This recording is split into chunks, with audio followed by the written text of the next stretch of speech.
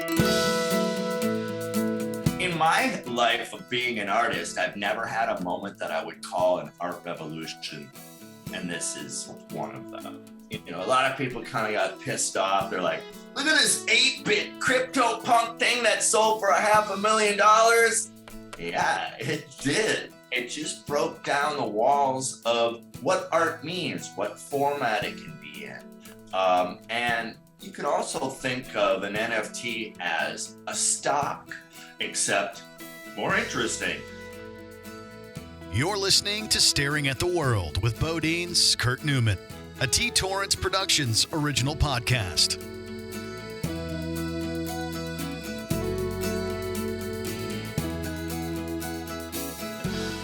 Everybody, it's Kurt Newman. We're staring at the world today with Mr. Kii Arens. He's an incredible pop artist out there today and musician and director. He's done lots of stuff, and we talk about all of it. I hope you enjoy the podcast, Staring at the World.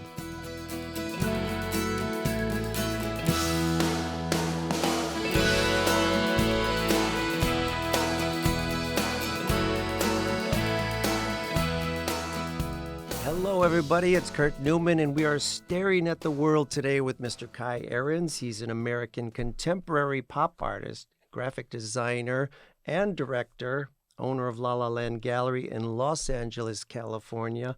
And according to Wikipedia, he's part of the Dear Moon Project, which we'll talk a little bit about, which sounds crazy, but... It's exactly crazy. Yeah. But anyways, Kii and I know each other because he shot the photo for my cover of my solo record, the Shy Dog record, as well as doing some photos for us on the BoDeans Still record. So we know each other. We've worked together a little bit.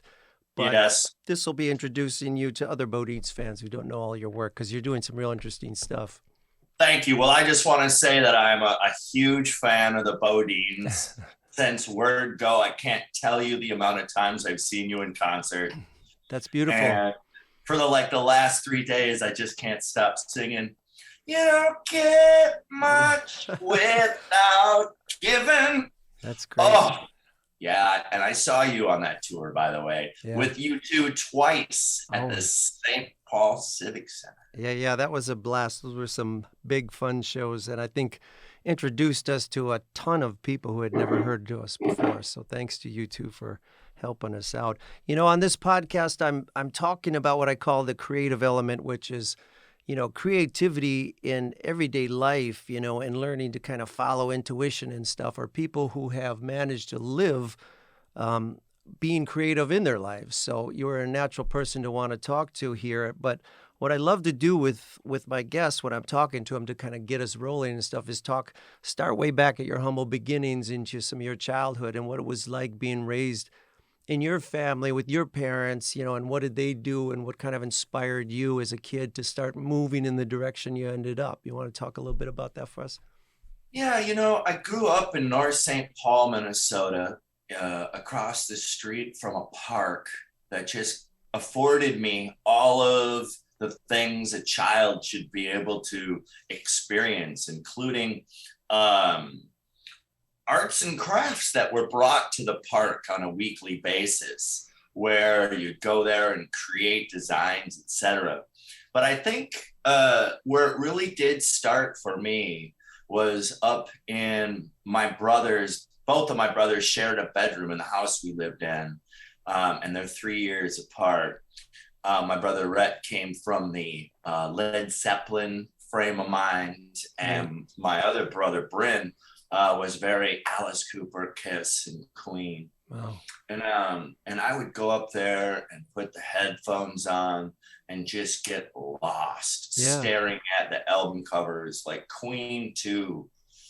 I'd look at Billion Dollar Babies and get scared out of my mind. But at the same time, I was so intrigued by the mystery that lied in front of me as I hear stereo sound and the visuals that meant so much. Right. So from that point on, at age 7, I remember being asked by a teacher in school, what are you going to be? And I just said, I'm going to be an artist. Yeah. And I never looked back. What did your parents, what were they doing in the house? And can you tell me about your name, Kai? It's not a name we hear every day. So I was No, wondering about, like, were your parents kind of eccentric or not?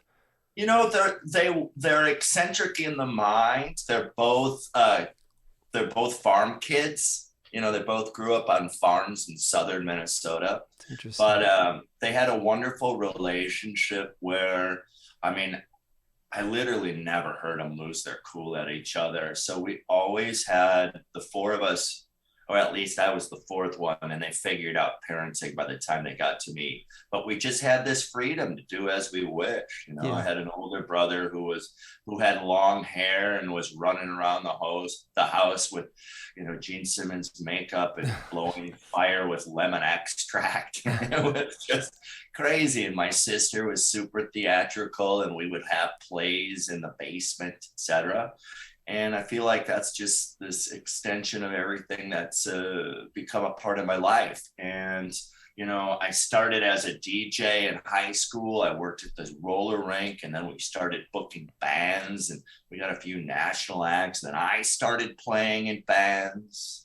And then I restarted recording my own music. I was working at a nightclub that was really close to Paisley Park.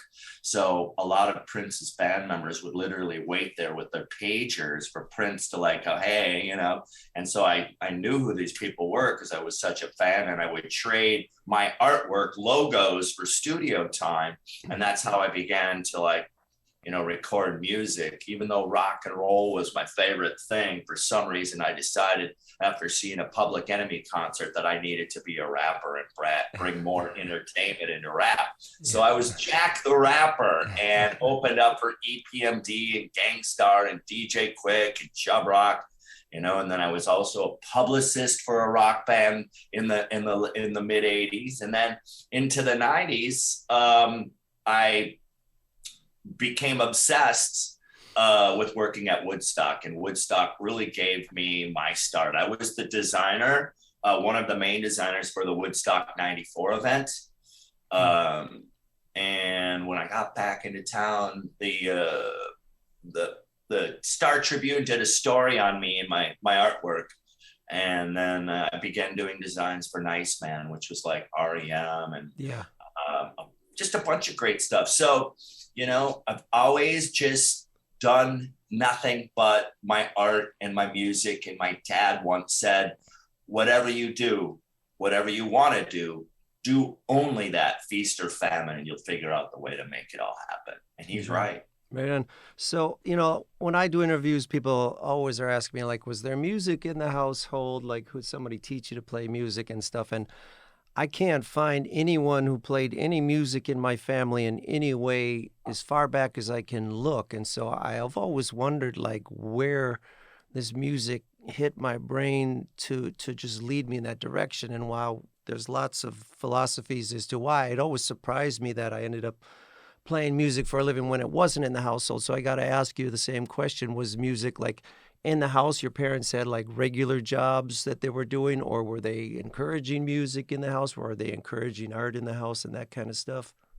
Well, there was a record player, and there was the Monkees, and there was Three Dog Night, and my dad loved Johnny Cash. He saw it. He snuck into a sound check of Johnny Cash's in I want to say 1955. He loved Gene Vincent, and my mother loved Liza Minnelli and Barbara Streisand, like every mother did. And I love all of those artists today. Right. Probably one of my most famous pieces of art is actually Liza Minnelli live at the Hollywood Bowl. And that was made for my mother and inspired by her. But I mean, what a character she was in Cabaret. So we had it around constantly, and we were never limited by, whatever. I mean, I was never told not to do anything. Yeah, I always got, whenever something was kind of free is when I got introduced to it. Like when the Catholic school down the street had free tuition is when I got put in a Catholic school. And then when I moved out to Waukesha, they were like offering free instrument lessons in school, right? And they said if you want to take an instrument, you could get out of class for an hour each week and go. So my hand was Same here. up in the air. And I was like, yeah, but it was free, and you could do it, you could study it, and that was like the closest thing I can find to someone saying, hey, play some music, What was your first instrument? the drums. Me too. Yeah, the drums are my lifelong love and passion, and I tell that to people. I'm like, I'm a far better drummer than anything else I can do in life is play drums, and they just like are baffled by it because they've never seen me do it, so it's a Do you mystery. have a do you have a I love picking favorites. Do you have a favorite drummer of all time? I was big with the simple drummers for a long time, but I really can't pick one drummer. I can appreciate what the simple guys do, but I can also appreciate what the very syncopated drummers do as well. So it's like I don't have just one favorite, but Did you ever get a chance to just sit behind Larry Mullen Jr. and watch him I flail all did. over it? And I Oh, sat behind Steve Gadd while he played a show. oh And it man. was just, yeah, it was beautiful. Literally, I was on his drum riser watching, and it was just very inspirational to be there that close with people I grew up loving to listen to and amazed by their talent. So I was lucky to get those kind of breaks, but I didn't have anyone in my life who was saying, art, go do art, Kurt. In fact, my mom was more like, you like playing music, so why don't you become an electrician? And I was like, what? I So, don't want to fix amps, dude. I want to play them. right, I had the kind of opposite. So I'm always, when I have guests, I'm always looking for that thing. Like, how did they, like with you were playing music and stuff, listening to it in the house, doing arts and crafts and stuff. But where did that, like, at some point you're like, I'm 20 something now and I've got to figure out, is this what I'm doing for a living, or this is what I'm doing for a living? I got to figure out a way to survive. Like, I always look for that little place where reality sent in and you're like, this is what I am doing. This is who I am. I never crossed that mental bridge. I just always did it. And I, oh, I mean, I was just like I was the head DJ wherever I DJ'd, and I got paid decent for my art right out of the gates. Yeah. And I don't know, a little bit of the life of Riley, I guess. Yeah. And I mean, there's got to be a little some extra something in my DNA that brought me to that point. And when you say luck, I would say that's luck. Yeah. Yeah. When I was in a band called Flip out of Minneapolis with my brother Bryn, we were managed by Billy Coyne, who started Kiss and discovered Billy Idol and Generation X and did a lot of wonderful things. Actually did Broadway and worked with RFK. Billy Coyne was an amazing man, and he was my mentor. Yeah. He had such a great positive attitude, but he said something once where it was like, Kai, you don't appear like you're working hard, but you're constantly working at it. And eventually, before you even know it, the machine that you didn't know you were building will be running itself. And I think that has been it my whole life. Yeah, I agree. I think, and one of the things I wanted to talk to you about was just that of living the life of an artist. It's such a strange thing because anyone who's had a regular job understands, you go to some place, they tell you what to do, you do it, you get paid, you go home kind of thing. This thing about being an artist, it's very much up in the air. It's very much like it doesn't define where you are anywhere. But one thing I learned about, or I assumed about being an artist, was like you kind of find your way to a process of how you work, and did you find that with yourself? Some artists I know, like they're very smart, like they're smart in engineering and stuff because they do big sculptures and they have to, but they have these huge workshops, but they've really developed a process for getting their craft done. Do you find that with yourself, or do you find that it's always changing? Well, I don't know if it's always changing, but the inspiration feels the same when you wake up this morning with an idea, right? And you're just like, oh my God, okay, how am I going to do the art? I know how I'm going to do the art. How am I going to get the art seen? Kind of like build it and they will come has always been my adage. Unfortunately and fortunately, that was my process when I made a poster for a show at the Hollywood Bowl I'm a huge Van Halen fan, Yeah. and I never officially did anything for them. I take that back. I designed some t-shirts for the Balance tour. I take that back. But what I did is I designed a poster without them knowing it, and I presented it to the people at the Hollywood Bowl. Yeah. We showed it to Van Halen, who then turned around and said, wow, this is great. Can you make some more? We want to have this at our show. And that ended up being the last concert poster in Van Halen's history. Which is a great, for people looking to get into art, it's a great idea. Many people have brought just like photos they've taken of us or art or ideas to us. And you'd be surprised how many times the band is knocked out by it and wants you to do more if you just get it to them. Definitely. Oh, wow. Sorry. Well, that's cool. Sorry. I'm literally getting photos sent to me from the David Lynch Foundation right now, just like it popped up in front of my face. What were we saying? Sorry. Just talking about the concert prints and how sometimes people can bring you stuff and they just are amazing. The band loves it, and which has got you into, you've done like, I read 250 different concert posters and stuff for different bands. Actually over 500. And Kurt, I'm sure in your travels, like you've seen some fan art that you're like, wow, this captures us in a way we never thought. And when you give somebody a gift that they're not thinking about when they get it, they don't have any preconceptions. And what my biggest issue is when people come to me and they want me to do art for something and they do have a preconception, 9 out of 10 times, I'm not going to ring that bell because I'll never be able to live up to what they have in their mind. Right. But if they let me as a creative fly my own freak flag, I usually come back with something that's right for them. And when you do surprise somebody with it, they're like, wow, that you've opened that door. And then when it comes time for their next project or whatever, they might go, let's go back to that dude. That guy loves us. He's got the passion for it, Yeah. And you don't, like some artists will be, I'm a photographer, I'm a painter, I do this style, I do that. But you don't kind of contain yourself in any of that, right? You just kind of go. It just happens like, I'd be on a photo shoot where there'd be a photographer and I'd get frustrated and I almost just want to grab the camera from the guy and go, no, you got to get it from this angle. Light's got to be up over here because clearly you're missing, I think some people I got the camera. It's got a megapixel range of blah, blah, blah. But just out of like needing to do it, that's how I started doing music videos. I did my first one in 1989.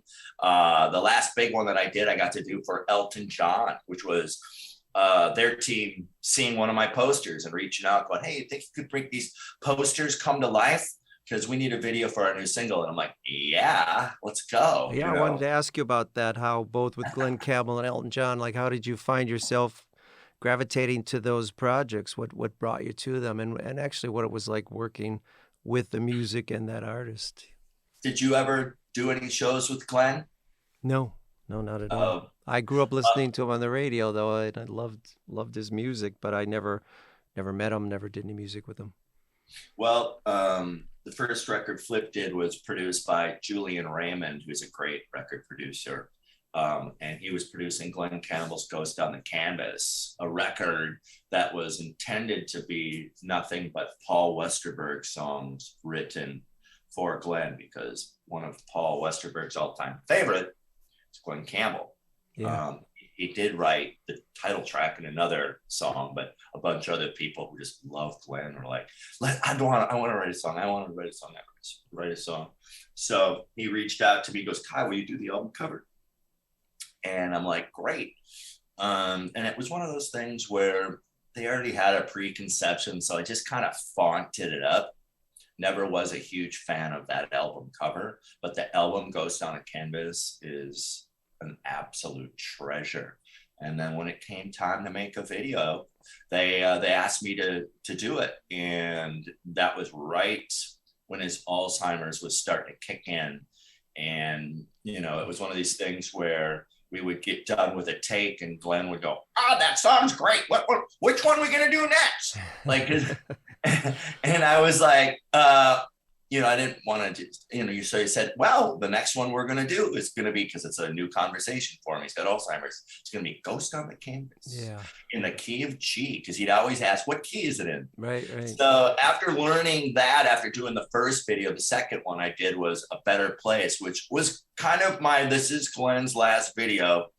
I put together this book of photos that was given, like the collection of Capitol Records that gave me all their photos, which was just a blast to go through. But what I did when I when I put together the audio for the playback, I did an intro that was the same every time, that explained the song in the key. It was like, before the song started, it was my voice going, ladies and gentlemen, this is Glen Campbell doing A Better Place in the key of C in 3, 2, 1, action. And then the song would start.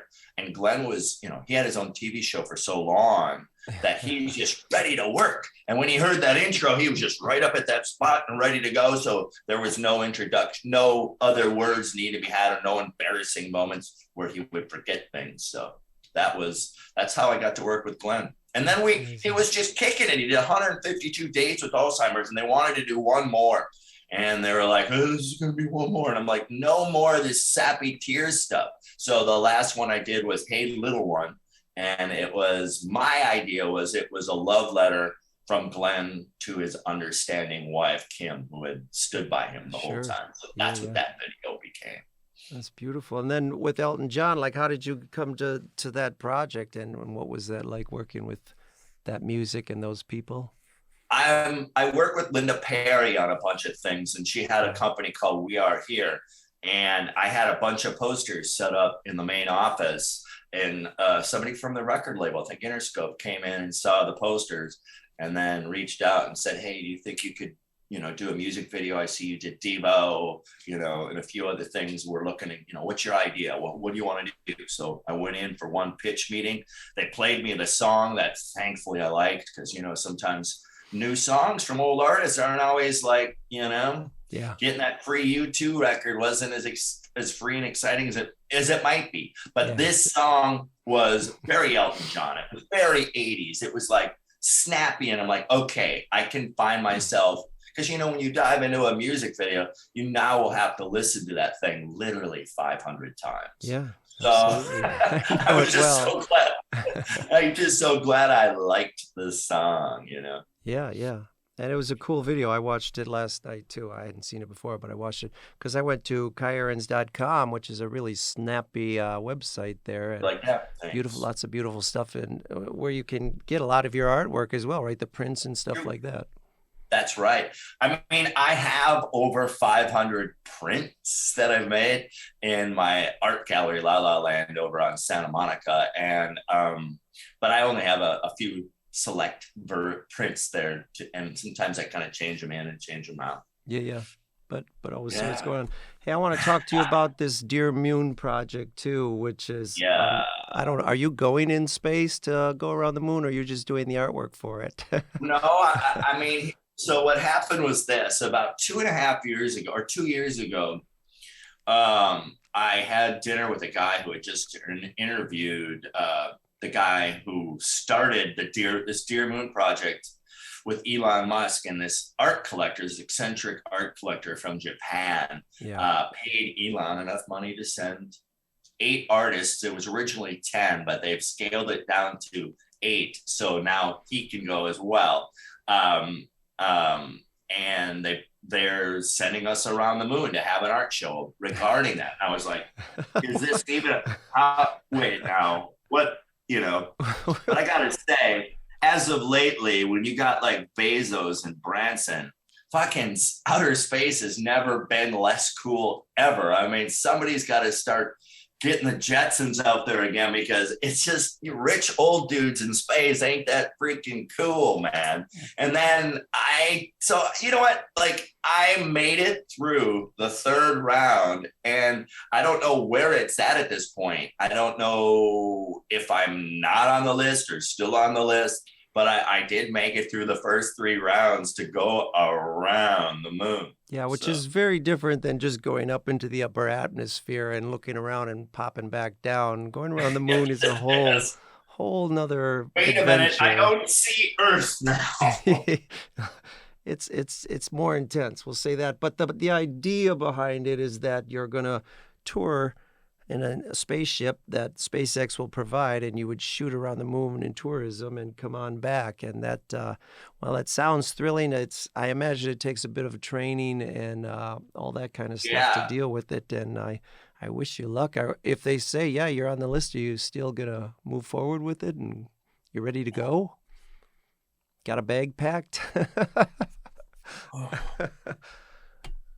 Well, I think I got to be honest with you about this right now, because something happened to me in the last 2 months that no one knows about. Okay. But here we go. I got cancer at the end of September. I'm sorry to hear and that. I'm cancer free. Oh, thank I'm goodness. cancer free, and I in the process of getting that and having surgery on October 20th of this year, you definitely start thinking about your loved ones and friends in a different way. Absolutely.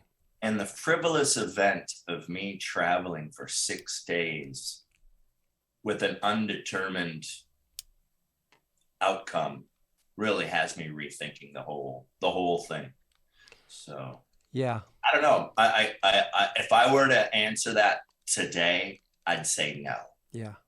But you don't know what's going to happen to my crazy brain next week.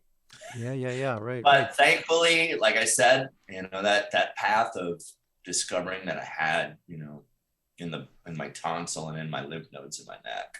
Yeah. They took all that out of there, and I'm better off for it. I mean, honestly, having gone through it all, boy, what a wake up call. I don't know if you've ever had a medical scare that's a wake up call in your life, and many have, and this has been mine. Yeah, no, I've never personally, knock on wood, had it yet. And but with, we have lots of kids, so with kids you get some big scares sometimes that you're just like, oh Jesus.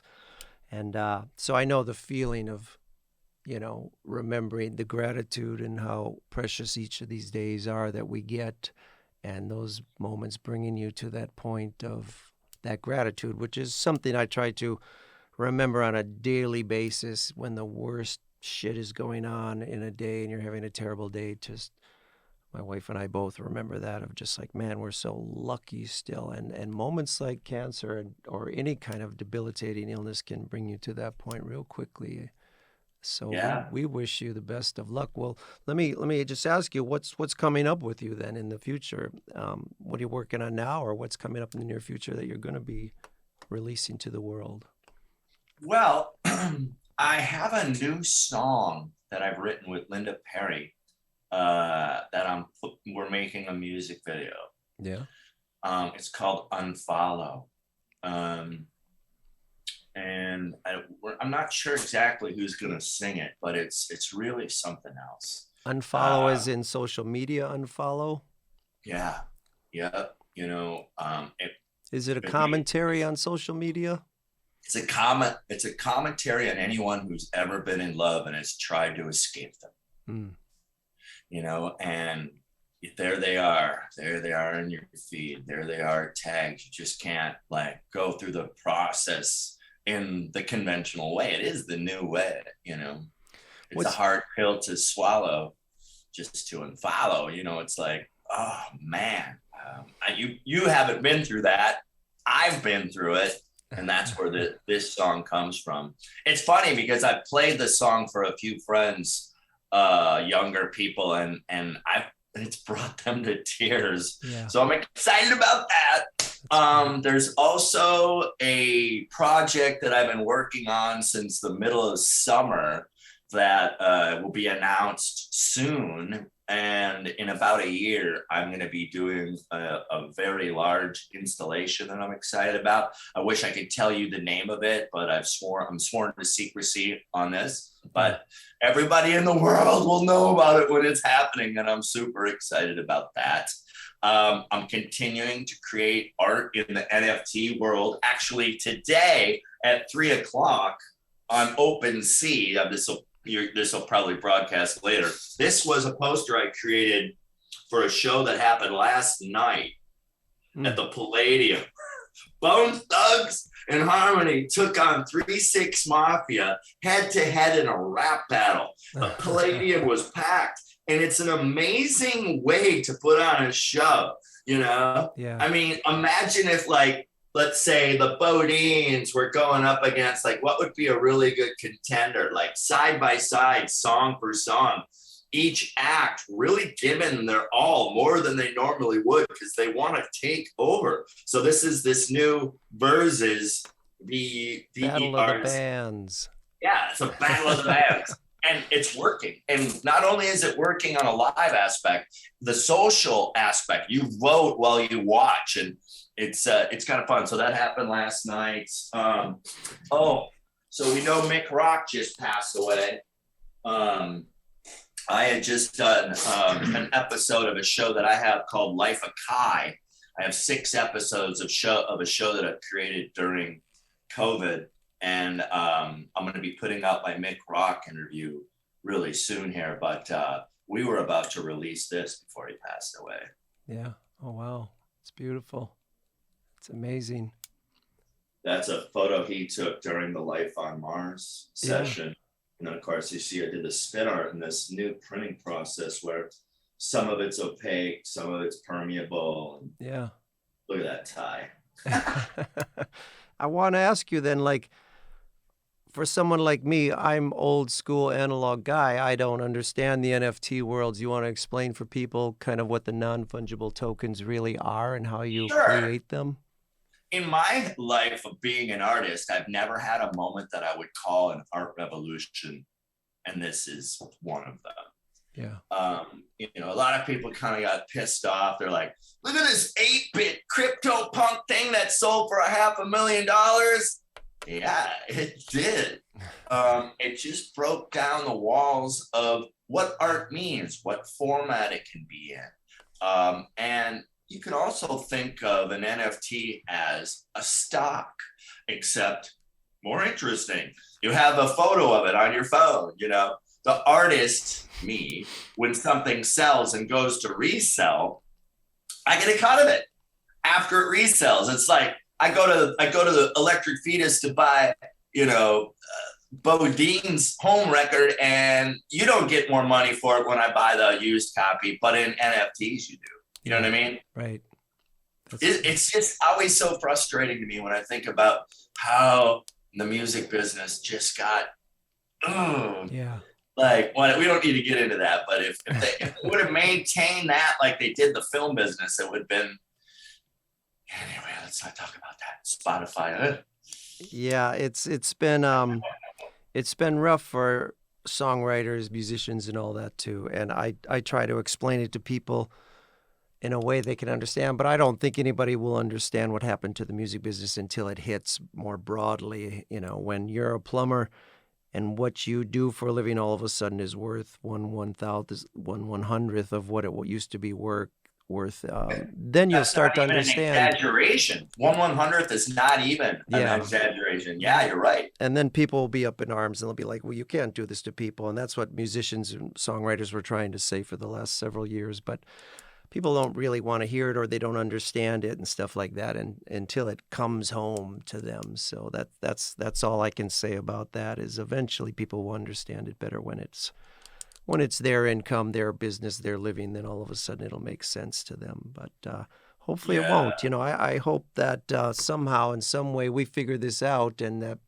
music and culture has value in our world again. Like, people remember, oh, this is really important that we have this in our world. And it's not something that is easy to see, but it has tremendous value, is what I keep trying to speak about in this podcast, or when I'm out in the world, or with my songs. It's just like, we can't just let this go by the wayside, you know.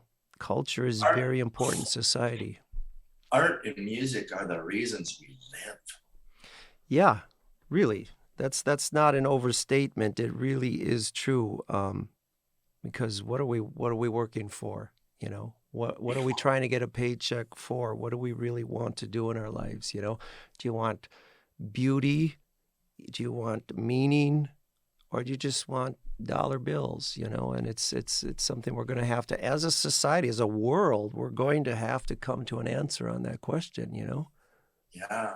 Boy, we've been asking it for quite a while now, too. Yeah, well, I think artists and musicians since the beginning of time have been really trying to make that argument as well. Is what do you want in this world? What are we doing? And I think music and art and stuff really answers that question very often, and all the different kinds. So much so. Yeah. So much so. Did you get a chance to watch the Beatles Get Back? Not yet. No, I haven't watched it, but yeah. Talk about the ultimate treasure to be just given out of nowhere. It's like, you're gonna love it, Kurt. Yeah. I will. I'm not going to take up much of your time here today because we both have to get back to work being creative people. But you call this work? Yeah. I want to thank you for joining me today in this and, spreading the word on art and music. And I wish you the best on your health. And people go visit KiiArens.com and take a look at his work because there's some incredible stuff there. And if you get a chance, a good place to go to is my Instagram, and it's just KiiArens at Kii Arens, and I kind of like keep up with everything mostly on my Instagram. Yeah. And I just want to say thank you, as a huge fan of your voice and your music, and the countless times I've seen you in concert, to choose me to be on your show is an honor. Thank you. Well, thank you. And we'll be looking for your big world announcement on your big upcoming project soon. I wish you the best of luck. It's gonna be fun. All right. You take care, Kii. Take care, man. Bye.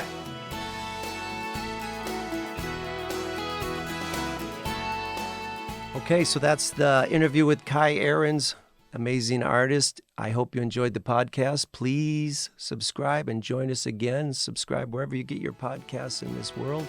And we'll see you again next time. Thanks for listening to Staring at the World with BoDeans, Kurt Newman, a podcast about creative innovation. Please be sure to download, subscribe, rate, and review, and keep listening wherever you get your podcasts.